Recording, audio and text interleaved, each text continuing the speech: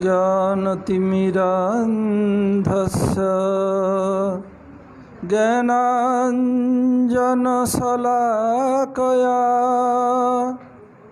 चक्षुरुन्मीलितं येन तस्मै श्रीगुरवे नमः। श्रीगुरवे श्रीगौरचन्द्राय सपरिकारी युगलकिशोराय च ब्रजधामाय पुरुषोत्तम क्षेत्राय राधावनाय च नमो नमः। वृन्दायै तुलसीदेव्यै प्रियायै केशवस्य च कृष्णभक्तिप्रदे देवी सत्यवत्यै नमो नमः। एक साथ हाथ उठा के हरे कृष्ण कृष्ण कृष्ण हरे हरे, हरे राम राम राम हरे हरे। मैं सबसे पहले अस्मदीय परमाराध्य गुरुपाद पद्म ओम विष्णुपाद परमहंस स्वामी अष्टोत्तर शत श्री श्रीमद् भक्ति वेदांत श्रील वामन गोस्वामी महाराज एवं ओम विष्णुपाद परमहंस स्वामी अष्टोत्तर शत श्री श्रीमद् भक्ति वेदांत श्रील नारायण गोस्वामी महाराज एवं समस्त गुरुवर्ग के श्री चरणों में अनंत कोटि साष्टांग दंडवत प्रणति निवेदन करता हूँ। तदनंतर श्री वन महाराज, श्री नरसिंह महाराज, समस्त वैष्णव एवं वैष्णवियों को यथायोग्य प्रणाम एवं सादर अभिनंदन। हम लोग श्रील विश्वनाथ ठाकुर प्रणीत माधुर्य कादम्बिनी आलोचना कर रहे थे। इसको आलोचना के पहले वन महाराज जहाँ समाप्त कर शुरू कर रहा हूँ उससे शुरू पहले और एक बता देता हूँ। जैसे आप लोगों को विदित है कि इस अधिक महीना में 27 सितंबर यानी एकादशी से मठ में 3 बजे से शाम को 7 बजे तक भागवत कथा होगी। इसलिए आप लोग अपने इष्ट मित्र सबके साथ पधारने का कष्ट करें, सबको बता देंगे क्योंकि 7 बजे समाप्त करना पड़ेगा आरती, फिर आप लोग घर जाना है।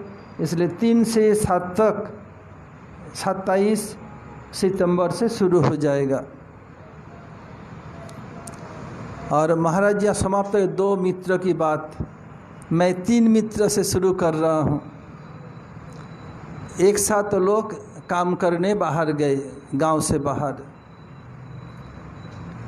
जैसे अभी शरद पूर्णिमा आएगा, अभी देर है, उस दिन ब्रज में रिवाज है खीर पका करके चांदनी पर रखते हैं, फिर दूसरे दिन उसको प्रसाद सेवा कर लेते हैं। तो ऐसे ही वो लोग काम करते हैं। खीर बनाया, उसमें चिरंजी डाला, तरह तरह के मेवा डाला और बता देखो जो अच्छा स्वप्न दिखेगा, जो देखेगा वो ये खीर को खाएगा। ठीक है, तीनों सो रहे थे। अब सुबह उठा, बोले बोल साले तूने क्या सपना देखा? बता मैं भगवान राम का सपना देखा।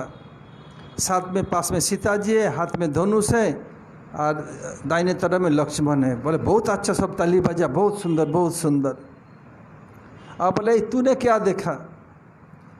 बोले मैं क्या कहूँ, मैं देखा भगवान कृष्ण गोपियों के साथ रास रचा रहे हैं, बहुत नृत्य बहुत सुंदर चल रहा है और ताली बजाई तो बहुत सुंदर है।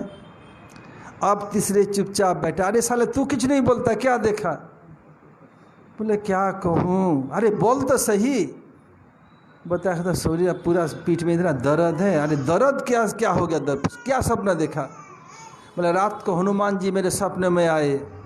बोले उठ उठ खीर खा ले, नहीं तो गदा से मार दूंगा, तेरा जय सिया राम कर दूंगा। बोले मैं बोले नहीं, हमारे दोस्त को बिना खाऊं कैसे? मारा गदा, उठ के सब खीर खा लिया। बोले इसलिए पीठ में दर्द है।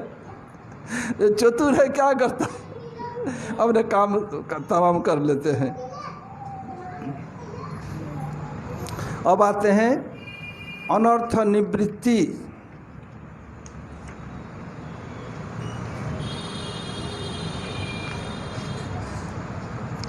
अनर्थ निवृत्ति, अनर्थ अर्थात पहले अनर्थ किसे कहे जानना पड़ेगा। अर्थ अर्थात प्रयोजन, अनर्थात अनर्थ का तात्पर्य क्या, जो हमारा प्रयोजन में नहीं आता है। हमारे अर्थ क्या है, कृष्ण प्रेम, कृष्ण प्रेम ही प्रयोजन है। अनर्थ क्या है, जो कृष्ण प्रेम पाने में रुकावट डालता है, बाधा डालता है, ये अनर्थ है। अर्थ क्या है हमारा, हरि गुरु वैष्णव की सेवा, ये अर्थ है। और हरि गुरु वैष्णव सेवा में जो बाधा डालता है उसका नाम अनर्थ। जो भी टर्म है सबका एक सुंदर अर्थ उसको जानना पड़ेगा। चक्र ठाकुर कह रहे हैं तेषाम चतुर्णाम अनर्थानाम निवृत्ति पंचविधा। ये 4 प्रकार जो अनर्थ हैं, भक्ति उत्थ, पहले अपराध उत्थ, दुष्कृति उत्थ, सुकृति उत्थ, भक्ति उत्थ, 4 प्रकार के अनर्थ का निवृत्ति 5 प्रकार से है। क्या है, एक देश वर्तिनी, बहुदेश वर्तिनी, प्रायिकी, पूर्ण एवं आत्यंतिकी। एक देश वर्तिनी थोड़ा सा गुरुदेव उसमें बता रहे हैं। एक देश वर्तिनी क्या है, 1 रुपया में 1 रुपये 100 पैसा होता है, उसमें 12 से लेके 25% तक, यानी जो लोग पुराने हैं वो लोग कहेंगे 2 आना से लेके 4 आना तक, यानी 25% तक। अभी तो 25 पैसा भी चलता नहीं, 1 रुपया सिक्का से नीचे चलता ही नहीं भारत में। विदेश में ऐसे नहीं है। जो सरकार ने प्रचलन किया, 1 पेनी 1 सेंट सब चलता है बाज़ार में, सबको लेना पड़ेगा, कोई ना नहीं कर सकते। बैंक में जाओ, बैंक में भी लेना पड़ेगा। फिर बहुदेश वर्तिनी, एक देश वर्तिनी थोड़ा सा अनर्थ दूर हुआ, जैसे 25% तक। बहुदेश वर्तिनी उसमें उससे थोड़ा सा अधिक हुआ, तो गुरुदेव बताया उससे बहुत अधिक हो गया। क्या है बताया, 75% तक हो गया, यानी रुपया में 12 आना तक, यानी 75% अनर्थ दूर हो गया। प्रायिकी, अनर्थ प्राय हो ही गया दूर, थोड़ा सा बाकी रहा, रुपया में 2 पैसा भर, यानी 98% अनर्थ दूर हो गया, उसको बताया प्रायिकी। और पूर्णा का अर्थ 100 के 100% दूर हो गया, इसका बताया पूर्णा। और आतंक की क्या है कि अनर्थ का उद्गम का संभावना है ही नहीं, अनर्थ कभी वापिस आ ही नहीं सकता है। इस स्थिति को कहा गया क्या है, आतंतिकी। तो अनर्थ निवृत्ति 5 प्रकार के हैं। एक देश वर्तिनी जो 12 से लेकर 25% तक दूर हुआ, बहुदेश वर्तिनी जो करीब 75% तक दूर हुआ, प्रायिकी 98% तक अनर्थ दूर हुआ, पूर्णा में 100% दूर हो गया। लेकिन कभी भी अनर्थ वापिस आ सकता है, संभावना रहता है, लेकिन बिरले हैं। और आतंतिकी कभी भी अनर्थ आ ही नहीं सकता, इसका बताया आतंतिकी। जो अपराध उत्थ अनर्थ, हम जो अपराध करने के कारण जो अनर्थ होता है उसका निवृत्ति क्या है, वो भजन क्रिया के बाद वो एक देश वर्तिनी होता है। भजन करने में हमें क्या है, गुरुकरण, श्रद्धा, साधुसंग गुरुकरण उसके अंदर, फिर अनर्थ निवृत्ति, साधुसंग, भजन के अर्थ निष्ठा, रुचि, आसक्ति, भाव, प्रेम, ये स्टेज है। उनमें जो अपराध उत्थ अनर्थ भजन क्रिया में क्या होता है, एक देश वर्तिनी होता है। निष्ठा में बहुदेशवर्तिनी और रोती या भाव उत्पन्न होने पर प्रायिकी और प्रेम लाभ होने पर पूर्णा। आज जब प्रेम पूर्वक भगवान के चरण की सेवा कर तब बताया आत्यंतिकी। ये यद्यपि ये टेक्निकल टर्म है, इसको जानना पड़ेगा। हमें भजन में बढ़ने के लिए हमारे जो अर्थ या लक्ष्य कृष्ण प्रेम प्राप्त करना, इसके लिए सब जानना पड़ेगा। अब बताया कि आप आतंकी होने पर भी क्या कभी अपराध होता है, कभी अनर्थ होता है। इसमें उदाहरण दिया चित्रकेतु महाराज जी का। मतलब चित्रकेतु महाराज का अपराध वास्तव अपराध है ही नहीं। बताइए, भगवान का प्रेम विजृंभित चेष्टा और जय विजय का जो चतुष्सन के चरण में अपराध है, बोले अपराध नहीं है। ये क्या है? ये जय विजय स्वेच्छापूर्वक अपनी इच्छा से क्या किया? प्रतिकूल भाव को ग्रहण किया। क्यों? इसमें चक्र ठाकुर वर्णन कर रहे हैं।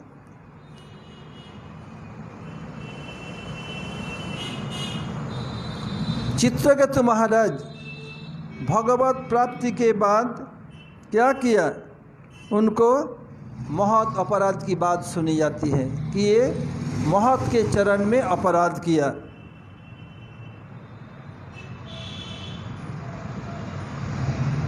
और जय विजय वो क्या किया? वो इच्छा करके विरुद्ध भाव ग्रहण किया। क्यों? इसमें दिखा रहे हैं चक्रवर्ती ठाकुर। जय विजय भगवान के सेवक हैं। वो लोग देखा प्रभु के अंदर कुछ इच्छा है, प्रभु वीर रस को आस्वादन करना चाहते हैं। वीर रस आस्वादन तो इधर होगा नहीं, कैसे हो? तो जय विजय प्रभु से प्रार्थना की, हे प्रभु देवादिदेव नारायण, आपकी युद्ध की इच्छा पूरा कर सके ऐसे कोई बलवान कहीं देखता नहीं। और हम में बल तो है, लेकिन हम आपके प्रतिकूल हो नहीं सकते हैं, आपके विरुद्ध जा ही नहीं सकते हैं। भगवान के परिकरत्व लाभ करने पर तब क्या होगा? भगवान के प्रति प्रतिकूल यानी विरुद्ध भाव रह नहीं सकता। प्रभु ऐसा भी संभव नहीं है। अब करें क्या? आप हम लोग को आपके विरुद्ध बना दीजिए, विरोधी बना दीजिए, बना करके युद्ध का सुख आप अनुभव करें। आप स्वयं संपूर्ण हैं, आपकी पूर्णता में किसी प्रकार अभाव को हम सहन नहीं कर सकते। आपके थोड़ा अभाव रह गया, आप चाहते हैं वीर रस आस्वादन करें, इधर संभव नहीं। और ऐसे कोई वीर भी नहीं जो आपसे युद्ध कर सके। हमें बल है, लेकिन आप प्रतिकूल नहीं हो सकते, विरोधी नहीं बन सकते। हम हमारे भाव को विरोधी बना दीजिए ताकि आपकी इच्छा को हम पूरा कर सकें। और प्रभु के और एक काम करना पड़ा, भक्त वत्सल हैं, ये भक्त वत्सल भाव का ढक दीजिए। भक्त अपने भक्त कृपा करें तो इस ढक कर क्या कीजिए? हमें हमारी प्रार्थना पूरा करें। हम लोग आपके दास हैं, इसलिए आपके करना ही पड़ेगा। ये जय विजय की प्रार्थना के कारण भगवान क्या किया? वो चतुष्सन को ले आए। ये चक्र ठाकुर दिखा रहे हैं। अब गुरुदेव इस टीका में बता रहे हैं, भगवत प्राप्ति हो जाने के बाद अपराध उत्थ अनर्थ का आत्यंतिकी निवृत्ति हो जाती है। भगवत प्रेम प्राप्त सब अपराध में, अपराध उत्थ हो और दुष्कृति उत्थ हो, सुकृति उत्थ हो और भक्ति उत्थ, आत्यंतिकी निवृत्ति यानी भगवान की सेवा लाभ किया, उसमें अनर्थ रहेगा ही नहीं। और ऐसे मौत अपराध का संभावना भी नहीं। इसमें प्रश्न हो सकता है, चित्रकेतु महाराज जी का भगवत प्राप्ति हो चुका था, फिर महादेव के प्रति उन्हें अपराध कैसे हो गया? ये प्रश्न हो सकता है। इस प्रश्न के उत्तर में श्रील विश्वनाथ ठाकुर कह रहे हैं कि ये वास्तविक अपराध नहीं है, प्रतीति जैसे हैं। जैसे गोलोक में कृष्ण का जन्म नहीं होता है। माँ जो सोचते कि मैं कृष्ण का जन्म दिया, ब्रजवासी सोचते कृष्ण का जन्म हुआ, लेकिन उसमें जन्म लीला नहीं है। जन्म लीला भौम वृंदावन में है, गोलोक में ये नहीं है। गोलोक अलग है, गोकुल अलग है, ये ध्यान रखना। तो इसलिए क्या ये महत अपराध नहीं है। अगर ये अपराध होता, वही चित्रकेतु महाराज वित्रासुर बने। असुरों में भगवत भक्ति लक्षित नहीं होता है। चित्रकेतु महाराज क्या किया, ये क्या किया, भगवान के प्रार्थना, कितनी सुंदर प्रार्थना कर रहे हैं। अंग हरे तब पादोई कुमोल दासान दासु भवितासु भूय, ऐसे कोई असुर नहीं कर सकते। और चित्रकेतु महाराज पार्वती के द्वारा अभिशप्त हुए, असुरत्व को प्राप्त किया, फिर भी भक्ति अविकृत रही। अगर ये अपराध होता तो भक्ति उसके अंदर नहीं होता। इसमें मतलब फले न फल कारणम अनुमीयते, फल देख के पता चलता है इसका कारण क्या है। जैसे एक पेड़ को पूछो तुम्हारा नाम क्या है, बोले मेरा फल देख को पहचान लो।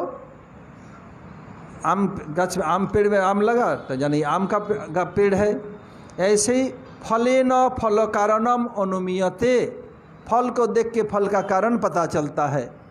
यदि चित्रकेतु महाराज की ये असुर से कारण सब नष्ट होता तो भक्ति नष्ट हो जाए, तो भक्ति नष्ट नहीं हुई, सब याद है।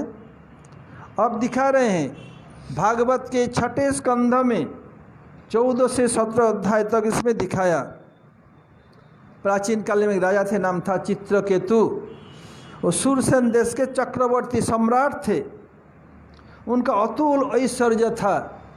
अतुल ऐश्वर्य होने पर भी कोई पुत्र नहीं था। पुत्र लोग किस लिए पैदा करते हैं, पुण्यम नरका त्रायते यश पुत्र। बहुत प्रकार के नरक हैं, उन नरक में 28 प्रकार नरक प्रधान है। विशेष करके पुण्य नामक नरका, पुत्र नामक नरक से जो मुझे उद्धार करते हो मेरा पुत्र होता है। यानी मरने के बाद श्राद्ध को पिंड दान करते हैं वैदिक मंत्र से, उस करने पर पिताजी को उस पुत्र नरक को देखना नहीं पड़ता है। इधर कोई ना सोचे हम तो मोटबा से, हमारा बेटा तो है नहीं तो मेरा कि पुतना में नरक में जाएंगे। नहीं नहीं, ये भगवान का भजन करने पर किसी को नरक जाना नहीं पड़ता है। तो हुआ क्या, उनको जगत में बहुत लोगों को देखा, बच्चे होने पर भी जला है, नहीं होने पर भी जलन है। हो जा नहीं हो, कैसे हो कैसे हो, कितना मन्नत बनाते हैं, कितना पैसा खर्च करते हैं, हो जाए तो क्या है, ये रो रहा है, ये कर वो कर रहा है, फिर बदमाश बन गया तो और दुख है। बोले बच्चा नहीं होता तो अच्छा होता। जैसे दिखाया, आप लोग सुनेंगे कुछ दिन बाद, महाराज सुनाएंगे धुंधुकारी की बात। उस लोग बोल रहे हम बाँझ होते तो अच्छा होता, ऐसे क्यों ऐसे बच्चा पैदा हुआ। चित्रकेतु महाराज बेटा न होने का बहुत विकल रहते थे। एक दिन अंगिरा ऋषि घूमते घामते उनको राज में आए और ऋषि के पैर पड़ गए। ऋषि आप सर्वस्व कुछ मुझे मनोकामना क्या है, एक बेटा का टोटा है, आप दीजिए। बता देखो तुम्हारे अभी के 7 जन्म तक तुम्हारे भाग में कोई पुत्र नहीं है, नहीं आप सर्वसमर्थ, आपको देना ही पड़ेगा। तब बता क्या करें, बता देखो एक काम करो, यज्ञ करो, यज्ञ में चोरू पका करके बोले ये तुम्हारे सबसे प्यारा रानी, उसको जो प्यारी रानी है उसको दे दो। बेटा तो होगा सर्व सुलक्षण युक्त, लेकिन हर्ष शोक प्रद, पहले आनंद देगा बाद में दुख देगा। राजा को समझ में नहीं आया, मैं सोचा बेटा आनंद तो होगा ही, बाद में मुझे मानेगा नहीं, ढीठ बन जाएगा, कोई बात नहीं, वंश तो चलता रहेगा। ये हम भारतवासी में एक है, वंश चलना चाहिए। अरे वंश चलेगा यदि बदमाश हो, ये क्या ज़रूरत है। जैसे धुंधुकारी, ऐसे ज़रूरत नहीं है। बहुतों की धारणा है वंश चलना चाहिए। अरे अपने आप भजन करने पर क्या है? बताया शास्त्र में, देवर्षि भूताप्त नृणांग पितृणांग न किंकरो नायम ऋणी च राजन सर्वात्मना ज शरणम शरणम गतो मुकुंद परिहृत कर्तुम। बताया भजन करने पर क्या होता है? देव ऋण, ऋषि ऋण, पिता माता का ऋण, पिता का ऋण चुकाने के लिए पिता जैसे हमें उत्पन्न किया, ऐसे हम भी बेटा उत्पन्न करें, हम पिता के ऋण से उऋण हो जाते हैं। माँ के ऋण से उऋण होने के लिए 100 जन्म लेना पड़ता है, तब एक माँ के ऋण से कोई उऋण हो सकता है। लेकिन जब हम माँ के ऋण को उतारने के लिए 100 बार जन्म लेंगे, फिर 100 माँ हो जाएगा, कैसे होगा? इसलिए माँ का ऋण उतारना संभव नहीं है। लेकिन कोई यदि सर्वात्मना ज शरणम शरणम, जो एकांतिक रूप में मुकुंद का शरण ले ले, तो क्या है? उसको किसी भी ऋण में बंधना नहीं पड़ा, सब ऋण से उऋण हो जाते। वही नहीं, उनके पितृकुल को, मातृकुल को तार देते हैं।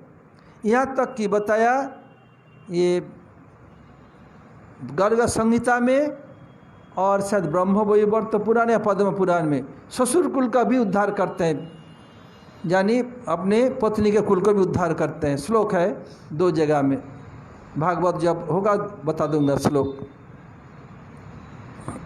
इसलिए क्या है? इसलिए भगवान को एकात्मिक रूप में भजन करना पड़ेगा। तो ऐसे चरूपाकया दे दिया, उनके सबसे पहली और सुंदर थी कृतद्युति, उसको दे दिया। अब गर्भवती हुई, अब बहुत सुंदर सुलक्षण एक बेटा जन्मा। अब राजा स्वाभाविक रूप में ही उस रानी के प्रति अधिक आसक्त हो गए। सब समय उनके घर में, सब समय राजकार्य जो मंत्री द्वारा चलाते, सब समय ही रहते।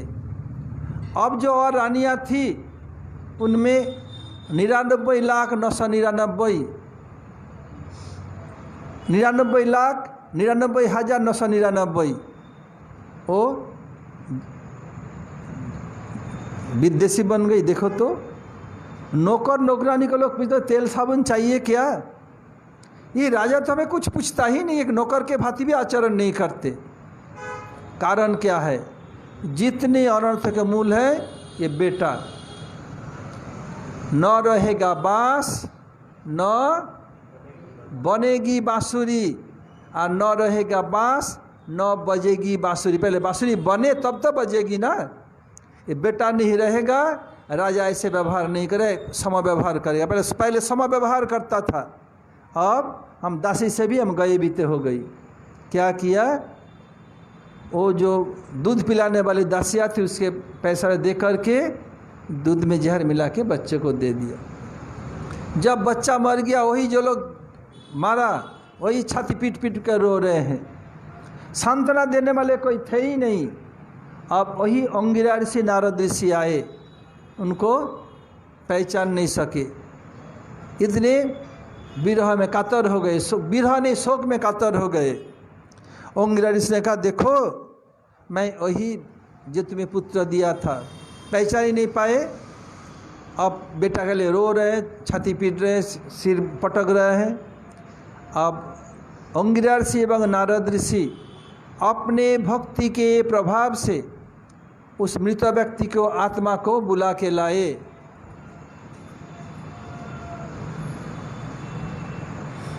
এটা ताकिया नहीं आसबे,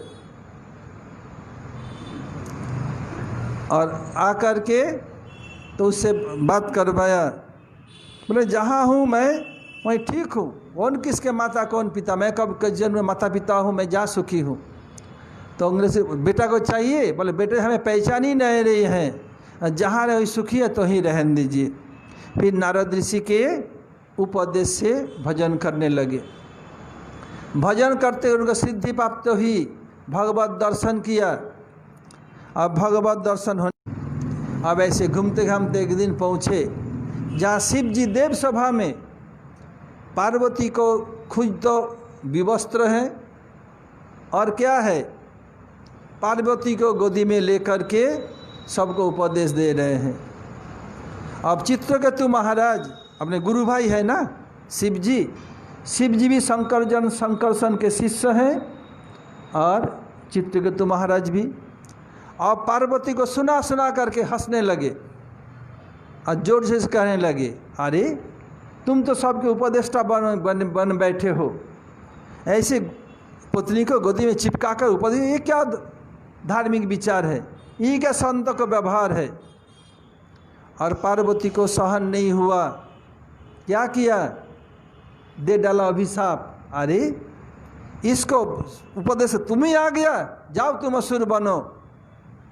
वो कुछ बोले नहीं, उसको स्वीकार कर फिर पार्वती की स्तव स्तुति की। बताया आपको अपराध क्षमा करने में स्तव स्तुति नहीं कर रहा हूँ। ऐसे उनको प्रसन्न चले गए। शिव बताए, सुंदरी तुम अपने सौंदर्य से ईंट ला रही हो, ये चाहे ये सांप को नकार सकते हैं, चाहे ये सांप तुम्हें दे सकते, तुम्हें जाके असुर जन्म लेना पड़ेगा। तो भगवत भक्त कितने सहनशील होते हैं, देखो तुम्हारे अभिशाप को सिर पर ले लिया। फिर क्या हुआ कल। अच्छा बोलो, शिव जी पार्वती शिव जी को शादी क्यों किया, कौन बोलेगा? बोलो जगदीश जी।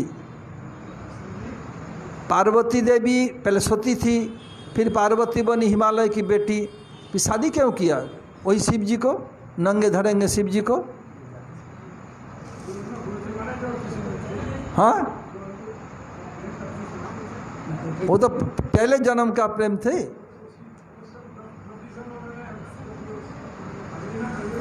देखो एक चुटकुला सुना देता हूँ, सुनो सुनो, एक चुटकुला सुना देता हूँ। जब आग में जला तब तो शिव जी थोड़ी थे उधर, जब उसे प्रतिज्ञा करेंगे। माँ बाप क्या चाहते हैं, बेटी को अच्छे घर में शादी हो, अच्छे पति हो, अधिक काम न करना पड़े। वर्तमान समय में इलेक्ट्रिक बिल बहुत बढ़ रहा है, विशेषकर यूपी में। तो क्या हुआ, पार्वती देवी कहाँ पर, यूपी में है, हिमालय यूपी में है। तो क्या किया, ये शादी कैसे हो, बोले अगर शिव जी शादी किया जाए कपड़ा धोना नहीं पड़ेगा। शिव जी कितने कपड़े पहनते हैं, पहनते ही नहीं।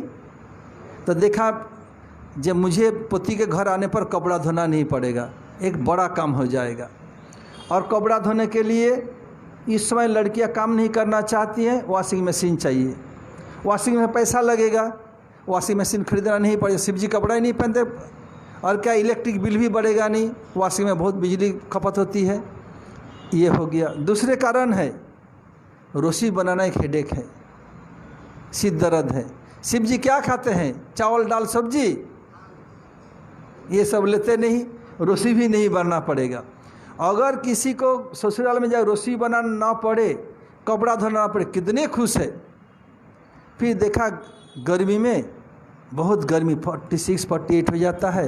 शिव जी रहते कहाँ पर, कैलाश पर, कितने गर्मी पड़ती है, ठंडा ही ठंडा है। एसी मशीन खरीदना नहीं पड़ेगा, पैसा बचत हो जाएगा, इलेक्ट्रिक बिल भी भरना नहीं पड़ेगा। और इस समय क्या है, पानी बोतल बंद पानी है, पानी भी प्रदूषण हो गया।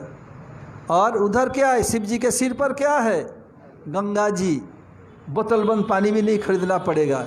ये सब विचार करके पार्वती क्या शिव का चुनाव, ये आरती आरंभ करो, बता दिखा दिया। तो पर्दा के पीछे भी तो सुन सकते हो। ऐसे करके क्या किया, इसलिए बहुत सोच चिंता करके कपड़ा नहीं धोना है, रोटी नहीं बनानी है, बिजली बिल नहीं भरना है। और लाइट भी जरूरत है। शिव जी के सिर पर क्या है, चंद्रमा, लाइट मिलता रहेगा। ये सब चिंता करके वो सती देवी पार्वती होकर आने पर भी बताया उसी से शादी करनी है, समझे। अब जगदीश जी को मैं पूछूंगा कल,